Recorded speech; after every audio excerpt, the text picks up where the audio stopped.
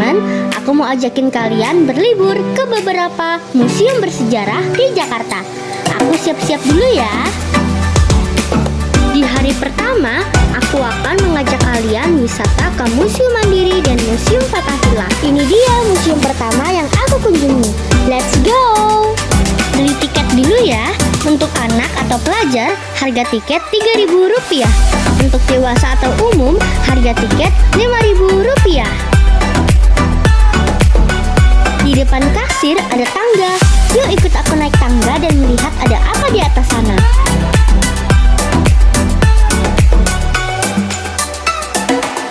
Wow, ada stained glass yang merupakan ciri utama Museum Bank Mandiri. Terletak di bagian depan, di tengah-tengah tangga menuju lantai 2. Lanjut, kita naik lagi. Di sini adalah bagian depan ruang rapat. Pada masa Factory NHM, di bagian depan ruang rapat besar, terdapat satu meja beserta 4 buah kursi. Itulah yang bisa kita lihat di lantai 2. Nah, sebelum turun, Felicia mau foto dulu di depan stained glass yang keren ini.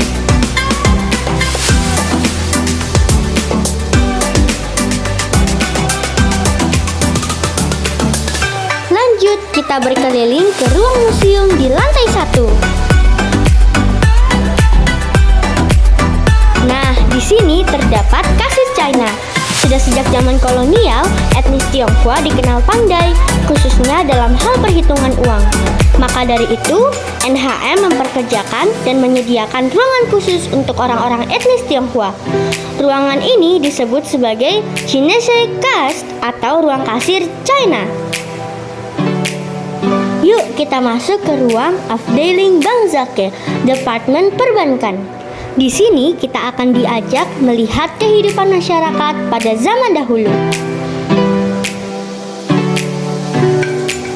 Kita juga bisa melihat berbagai macam bentuk celengan dan asal mulanya.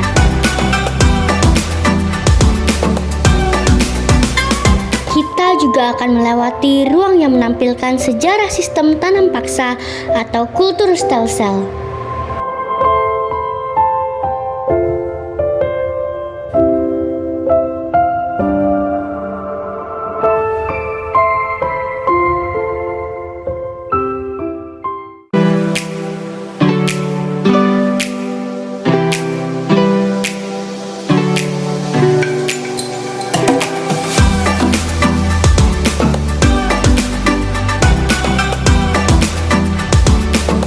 Selanjutnya, kita dapat melihat berbagai koleksi benda-benda kuno seperti mesin tik, mesin hitung uang, kipas angin, televisi, radio, telepon, dan masih banyak lagi. Di bagian tengah ruangan terdapat buku besar pertama yang mencatat berbagai laporan keuangan NHM pada zamannya. Wah, ternyata masih ada lagi ruangan bawah yang dinamakan ruang broadcast.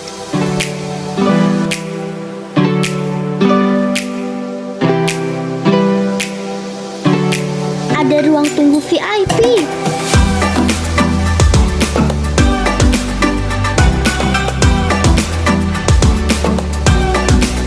Di sini tersedia banyak broadcast dalam ukuran kecil sampai besar untuk menyimpan semua deposit, sertifikat, atau surat-surat berharga, emas, dan barang berharga lainnya. Gimana? Seru ya wisata edukasi di Museum Bank Mandiri. Museum ini dibuka pada hari Selasa hingga Minggu pukul 9 sampai 15 waktu Indonesia Barat. Lanjut, kita menuju ke Museum Fathahillah. Museum Sejarah Jakarta atau lebih populer bernama Museum Fathahillah terletak di kawasan Kota Tua. Foto dulu ah, keren ya penampilannya, totalitas banget. Gedung museum yang berdiri saat ini awalnya merupakan Balai Kota atau Stadhuis yang diresmikan oleh Gubernur Jenderal Hindia Belanda Abraham van Riebeeck pada 1710. Harga tiket masuk ke Museum Sejarah Jakarta atau Fathahillah adalah Rp5.000 untuk dewasa atau umum dan Rp2.000 untuk anak atau pelajar.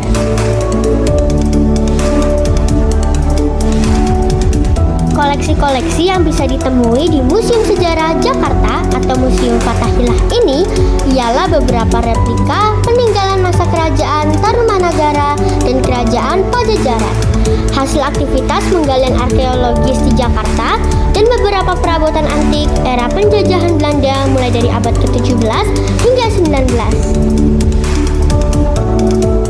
Berbagai macam barang seperti mebel, lukisan, keramik, dan batu-batu zaman dahulu terkait dengan Jakarta ada di Museum Sejarah Jakarta. Hal yang paling ikonik dalam museum tersebut adalah penjara bawah tanah. Dibedakan antara penjara wanita dengan penjara pria. Penjara tersebut dahulu digunakan untuk para tahanan serta tokoh masyarakat yang melawan penjajahan Belanda.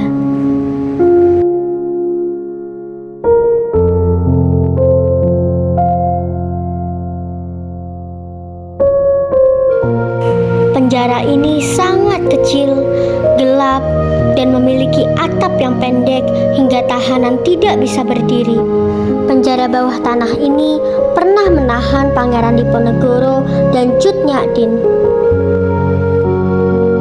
Terima kasih untuk jasa-jasamu, para pahlawan.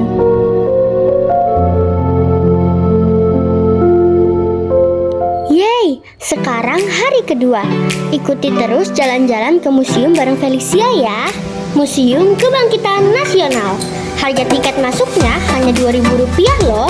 Lokasi museum ini tidak jauh dari Pasar Senen, tepatnya di Jalan Abdurrahman Saleh nomor 26 sebelum RSPAD Gatot Subroto, Jakarta Pusat.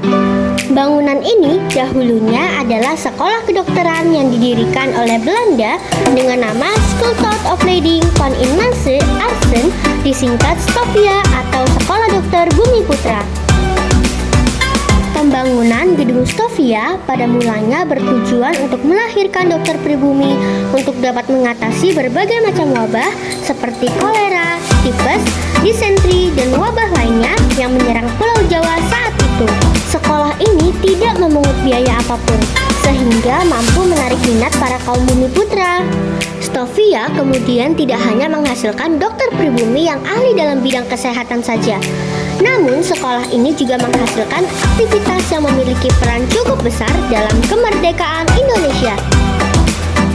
Museum Kebangkitan Nasional adalah sebuah gedung yang dibangun sebagai monumen tempat lahir dan berkembangnya kesadaran nasional dan juga ditemukannya organisasi pergerakan modern pertama kali dengan nama Budi Utomo.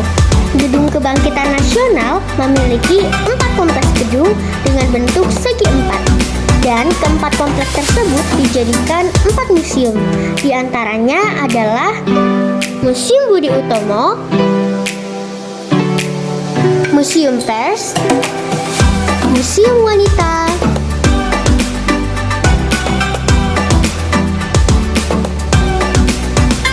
dan Museum Kesehatan. Keren kan? Yuk ke Museum Kebangkitan Nasional. Sekarang kita sampai di Museum Sumpah Pemuda. Harga tiket masuk ke Museum Sumpah Pemuda Rp2.000 per orang. Museum Sumpah Pemuda adalah sebuah museum sejarah perjuangan kemerdekaan Republik Indonesia yang berada di Jalan Kramat Raya nomor 106 Jakarta Pusat. Bangunan ini adalah tempat dibacakannya Sumpah Pemuda serta sebuah rumah pondokan untuk pelajar dan mahasiswa yang awalnya hak guna bangunannya dipegang oleh Si Konglian. Wow, keren ya! Melalui buku ini, kita bisa membaca sejarah organisasi pergerakan nasional.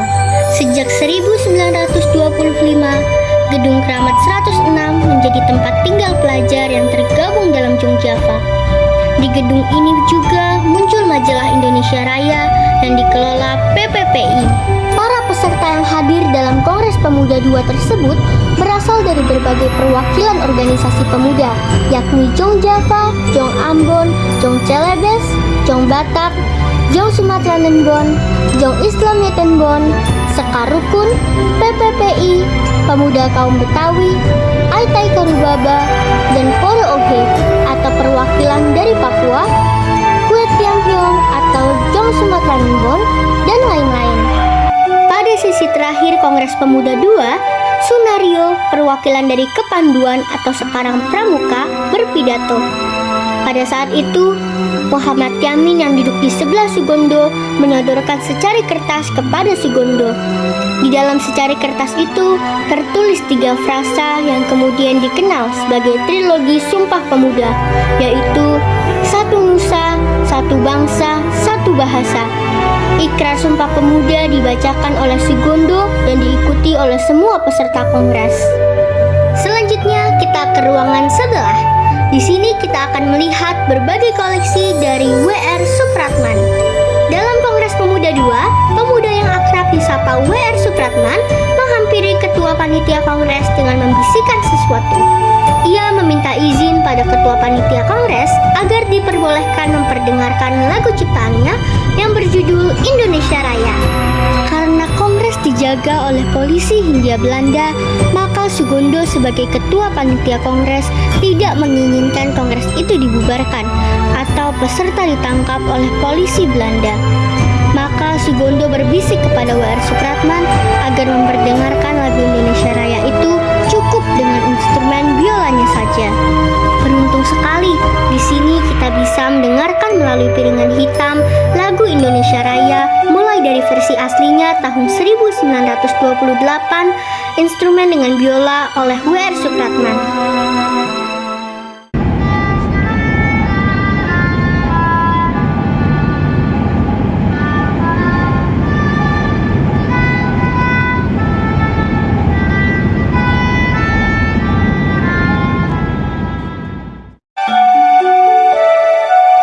Kemudian pada tahun 1950, Yusuf Ronodipuro meminta Jos Kleber mengubah partitur lagu Indonesia Raya untuk versi Orkes Filharmoni. Kemudian pada tahun 1951, aransemen lagu Indonesia Raya direkam di studio RRI atau Radio Republik Indonesia di Jakarta.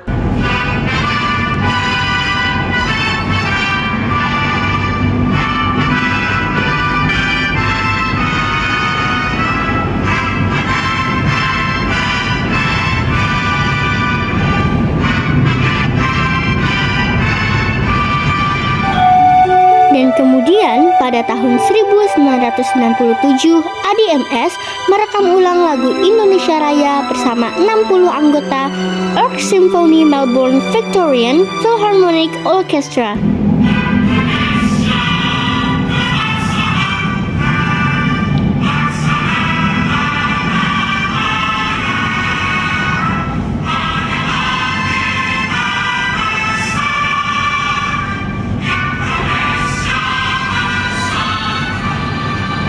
Selesai sudah wisata edukasi kita di Museum Sumpah Pemuda.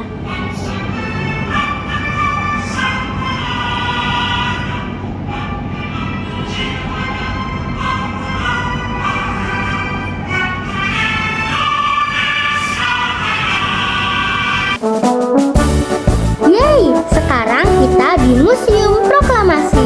Museum Perumusan Naskah Proklamasi terletak di Jalan Imam Bonjol 1, Menteng, Jakarta. Bangunan ini merupakan tempat tinggal milik Laksamana Muda Tadashi Maeda. Ia merupakan seorang perwira tinggi Angkatan Laut Kekaisaran Jepang di Hindia Belanda pada masa Perang Pasifik. Yuk, sekarang ikut Felicia masuk ke Museum Proklamasi. Biaya masuk ke Museum Proklamasi hanya Rp2.000 loh. Nah, ini adalah ruang pertemuan. Ruang ini merupakan tempat peristiwa sejarah pertama dalam persiapan perumusan naskah Proklamasi Indonesia. Setelah kembali dari Rengas Dengklok tanggal 16 Agustus 1945 pada pukul 22 waktu Indonesia Barat, Insinyur Soekarno, Dr. Andes Muhammad Hatta, dan Mr. Ahmad Subarjo diterima oleh Laksamana Tadashi Maeda di ruang ini. Sekarang kita ke ruang kedua, yakni ruang perumusan. Ruang ini merupakan tempat dirumuskannya naskah proklamasi. Dini hari menjelang pukul 3 waktu Indonesia Barat, Insinyur Soekarno, Dr. Andes Muhammad Hatta, dan Ahmad Subarjo memasuki ruang ini untuk merumuskan konsep naskah proklamasi. Sekarang kita menuju ke ruang ketiga, ruang pengetikan. Setelah persetujuan dari hadirin, Insinyur Soekarno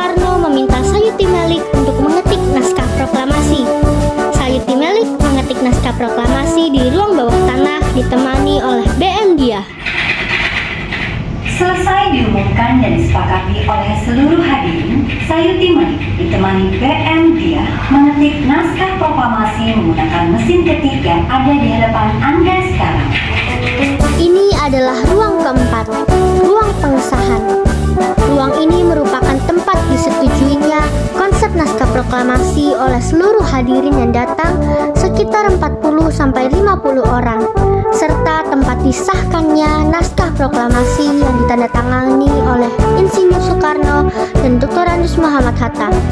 Peristiwa ini berlangsung menjelang subuh Jumat 17 Agustus 1945.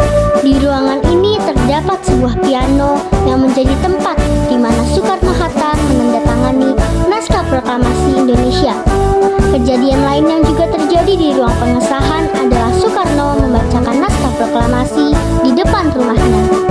Oh ya, gambar-gambar di Museum Proklamasi ini bisa kita scan loh, dan akan keluar suara yang menceritakan kejadian pada gambar tersebut.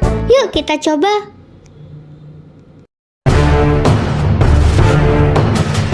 Ruang ini merupakan tempat disetujuinya konsep naskah proklamasi yang telah dibuat oleh seluruh para hadirin yang datang, sekitar 40 hingga 50 orang. Dan sebagai tempat berdiskusi permasalahan yang ada pada waktu itu dengan hasil sebagai berikut. Pertama, Insinyur Soekarno dan Dr. Andes Muhammad Hatta yang akan menandatangani naskah proklamasi. Kedua, pembacaan naskah proklamasi diadakan di halaman depan rumah kediaman Insinyur Soekarno, yaitu Jalan Pegangsaan Timur nomor 56 pada pukul 10 waktu Indonesia Barat. Setelah naskah proklamasi selesai diketik, di ruang ini juga naskah proklamasi ditandatangani oleh Insinyur Soekarno dan Dr. Andes Muhammad Hatta atas nama bangsa Indonesia. Keren banget kan? Yuk sekarang ikut Felicia naik ke lantai 2 ya. Di lantai 2 ini juga terdapat banyak barang-barang peninggalan bersejarah lainnya.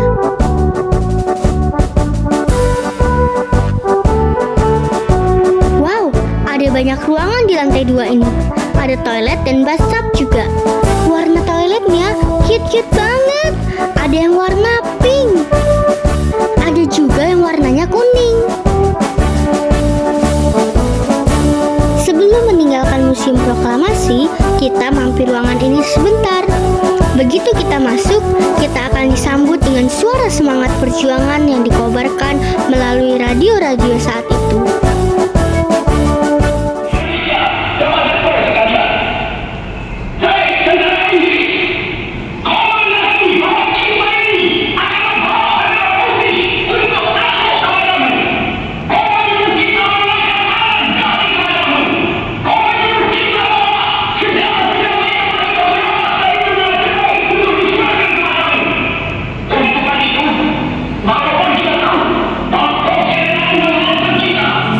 Sampai jumpa lagi Museum Proklamasi Merdeka!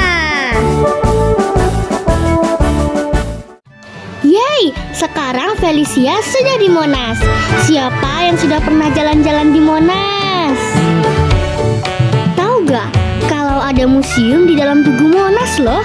Yuk kita langsung saja menuju ke Tugu Monas dan lihat ada apa saja di dalamnya. Jalan-jalan bersama keluarga memang paling enak di sini. Luas dan asri banget ya pemandangannya.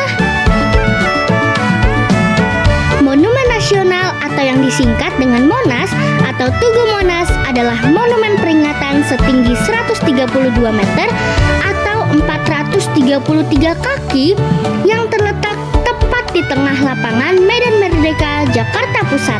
Monas didirikan untuk mengenang perlawanan dan perjuangan rakyat Indonesia dalam merebut kemerdekaan dari pemerintahan kolonial Kekaisaran Belanda. Pembangunan dimulai pada 17 Agustus 1961 di bawah perintah Presiden Soekarno dan diresmikan hingga dibuka untuk umum pada 12 Juli 1975. Tugu ini dimahkotai lidah api yang dilapisi lembaran emas yang melambangkan semangat perjuangan yang menyala-nyala dari rakyat Indonesia. Turun dulu menuju loket pembelian tiket.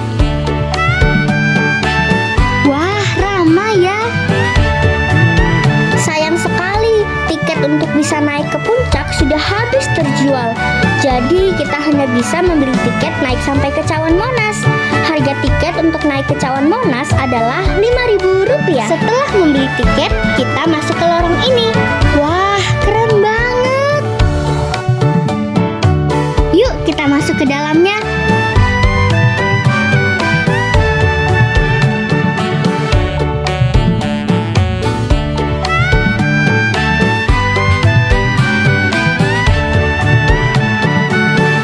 Kita berjalan lagi untuk masuk ke museumnya.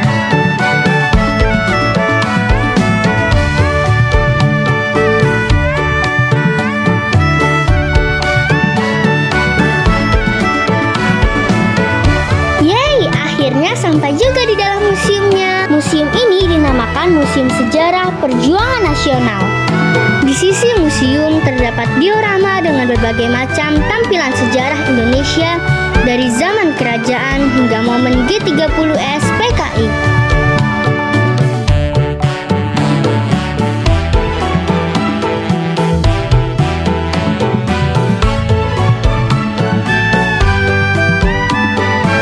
Banyak sekali rombongan pelajar mulai dari SD hingga mahasiswa berkunjung ke museum ini. Sekarang kita naik lagi. Di bagian dalam cawan monumen terdapat ruang kemerdekaan berbentuk amfiteater. Ruang kemerdekaan ini menyimpan simbol kenegaraan dan kemerdekaan Republik Indonesia seperti Lambang Negara Indonesia, Peta Kepulauan Negara Kesatuan Republik Indonesia berlapis emas, serta naskah asli proklamasi kemerdekaan Indonesia yang disimpan dalam kotak kaca di dalam gerbang berlapis emas. Di bagian luar ruang kemerdekaan, kita bisa melihat Monas lebih dekat. Dan kita bisa melihat pemandangan kota Jakarta yang megah dari cawan Monas ini. Setelah lelah berkeliling, saatnya kita kembali pulang. Kita bisa menaiki kereta ini secara gratis. Kita akan diantarkan sampai depan pintu keluar, sambil melihat dan menikmati pemandangan di sekitar Monas yang indah. Gimana? Tertarik ke Monas? Yuk, sampai jumpa di Monas! Yeay, sudah hari ketiga. Hari terakhir Felicia menemani teman-teman semua berkeliling ke museum-museum di Jakarta pada episode ini. Saat ini Felicia berada di Museum Nasional Indonesia atau yang sering disebut dengan Museum Gajah. Harga tiket masuk di Museum Gajah adalah Rp15.000 per orang. Museum Gajah adalah sebuah museum arkeologi, sejarah, etnografi, dan geografi yang terletak di Jalan Merdeka Barat 12. Museum Gajah merupakan museum pertama dan terbesar di Asia Tenggara. Museum Gajah banyak mengoleksi benda-benda kuno dari seluruh Nusantara. Antara lain yang termasuk koleksi adalah arca-arca kuno, prasasti, benda-benda kuno lainnya, dan barang-barang kerajinan.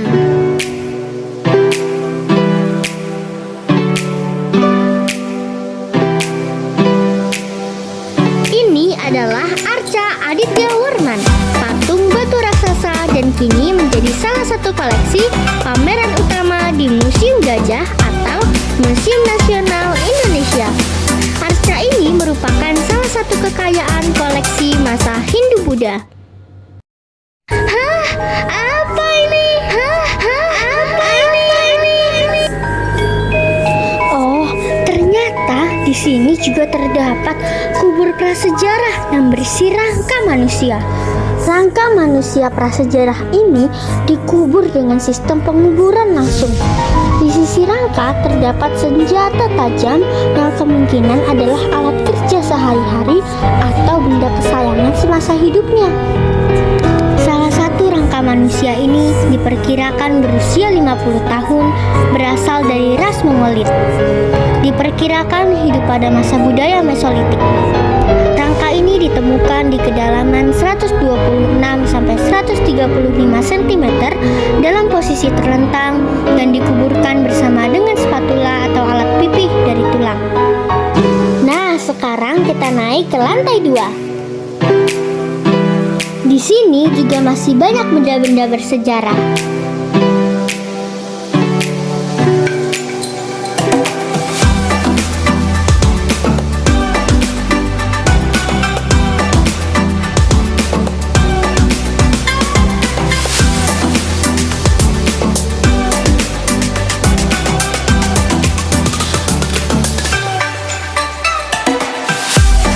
Naik lagi ke lantai 3.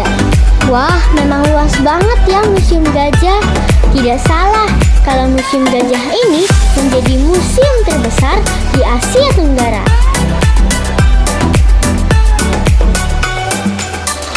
Selesai sudah jalan-jalan kita ke beberapa museum di Jakarta. Next, kita ke museum mana lagi ya?